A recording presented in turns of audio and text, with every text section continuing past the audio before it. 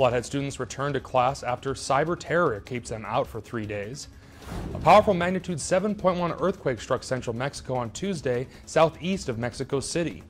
And one program that helps young children with disabilities could be cut because of the proposed state budget. Powered by the Montana Television Network. This is the 10 o'clock news on KAJ, Montana's news leader. Good evening and thanks for joining us. I'm Don Fisher. Classes resumed today finally in the Flathead Valley after a cyber attack forced a 3-day closure for safety reasons. MTN's Jack Ginsburg was at the Columbia Falls High School today talking with students about their reaction to these closures. Tuesday morning, students and faculty were welcomed back to Columbia Falls High School, among many other schools across the Flathead Valley. Parker Green, a student here at Columbia Falls High, says there's been lots of talk in the hallways already since coming back. Some students are still on edge, while others feel completely safe. Being back, it's just kind of normal for me. Some other kids, they're kind of nervous, but I don't think we have anything to be worried about. Other students questioned why the threats came from overseas to Columbia Falls. Why'd they pick Columbia Falls? Yeah. Why'd they pick small town Montana? Yeah. I don't know. I'm not too worried about it. I don't think they're going to do anything. Students here at the school say that they recognize that the cyber threats were out of the ordinary, but the way the community banded together and stayed calm was nothing new for Columbia Falls. The community, we've all been together, everyone's supporting each other. We always come together, and any times, like with kids having cancer, we all come together. So this is just another thing where the community, we show how strong we are, we come together. In Columbia Falls, Jack Ginsburg, MTN News. Sports and other activities will also resume this week, with the much-anticipated Legend Field in Kalispell making its debut on Friday night. And things are also back to normal for a Dillon High School after a scare yesterday. 2 Beaverhead High School students have been arrested and are accused of bringing handguns to the school. Beaverhead High School in Dillon was evacuated and students were sent home for the day after a student reported that 2 other students had brought guns to school. The middle school and elementary schools were put into a lockdown. A search by police found 2 backpacks carrying revolvers, and the 2 students were charged with felony criminal endangerment, but police say the students were safe to return to school today. The school did exactly what they were supposed to do. Law enforcement did what they were supposed to. Students did what they were supposed to, and nobody's hurt. And I think that we can come away from it as, maybe a positive thing. And the students accused of bringing the guns will be charged as minors and therefore not identified. The city of Whitefish will lift Stage 2 fire restrictions tomorrow. With the recent rain and wet forecast, Whitefish has decided to join the DNRC in that decision. Whitefish Fire Chief Joseph Page says that he thanks everyone for their cooperation during this past wildfire season and says cooperation amongst all Flathead County fire departments was exceptional, especially with resources stretched so thin. And our Montana Wildlife Relief Fund now sits at nearly $92,000 and counting. We thank everyone who's contributed so far, and please remember that our MTN stations will match the first $50,000 of that total. Arthur Blank, owner of the Mountain Sky Guest Ranch near Livingston, and the Arthur M. Blank Family Foundation will also match $50,000 in donations. If you haven't donated, it's not too late. Just go to KAJ18.com for more information. And these cooler, wet conditions have done wonders for fires, and we can probably expect more of that this week, but we'll turn to Chief Meteorologist Aaron Yost for more on that. Aaron?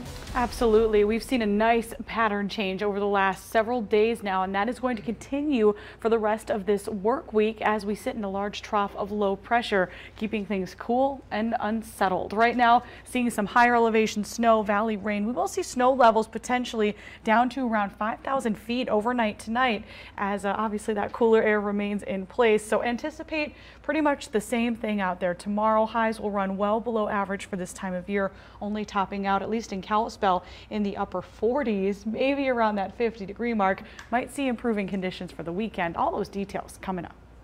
Thank you, Aaron. The Montana Department of Natural Resources and Conservation's contested case over a proposed water bottling plant near Creston is underway. The issue is over a decision to grant a water use permit to the Montana Artesian Water Company. As MTN's Nicole Miller reports, it's been an ongoing battle for more than a year between the company and Flathead residents who filed legal objections with the department. The hearing began with opening statements. We are very concerned that this water will be harmed to the detriment of all of the fish that we provide throughout the United States. There's a number of criteria that are required for permits such as this one to be issued.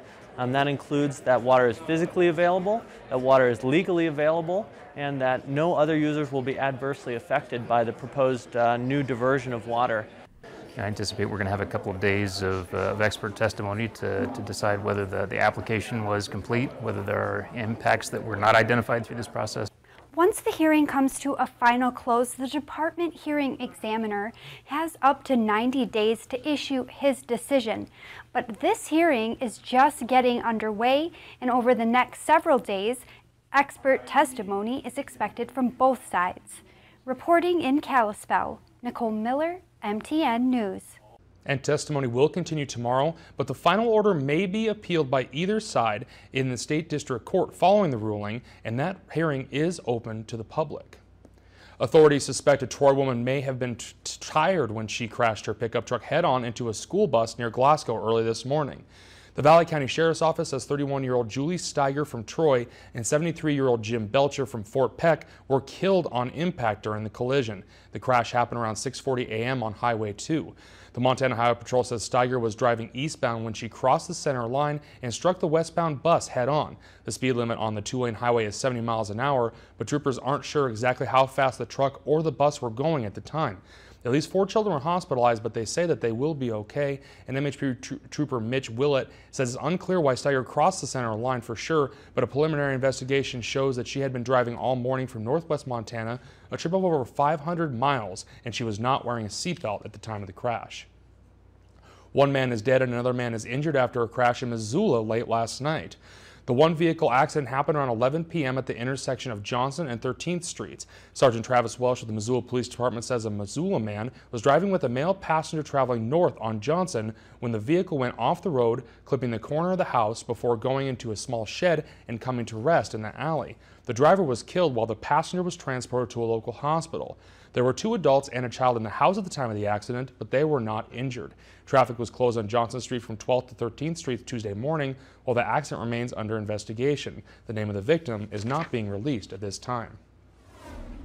The City of Kalispell Water Department will be performing construction operations in the Northern Lights Boulevard area beginning Thursday. Motorists should expect road closures on Northern Lights Boulevard with detours. However, local access will be provided and traffic devices will be in place to direct traffic. A water interruption is also expected to occur on Thursday with an anticipated turn on by 4 p.m. If you have water-sensitive equipment such as an air conditioner or medical equipment that requires the water, officials ask that you use necessary means to prepare for the water outage. The death toll continues to rise in southern Mexico after a powerful earthquake struck the region without warning today. The tremor caused serious damage to buildings, knocked out power, and killed at least 139 people. Danielle Nottingham has the latest from Los Angeles. The powerful earthquake reduced buildings like this one in Mexico City to their foundations, sending plumes of dust high into the air. Sirens blared across the city as the magnitude 7.1 quake hit. This video shows residents huddled together in a hallway, waiting for the shaking to stop.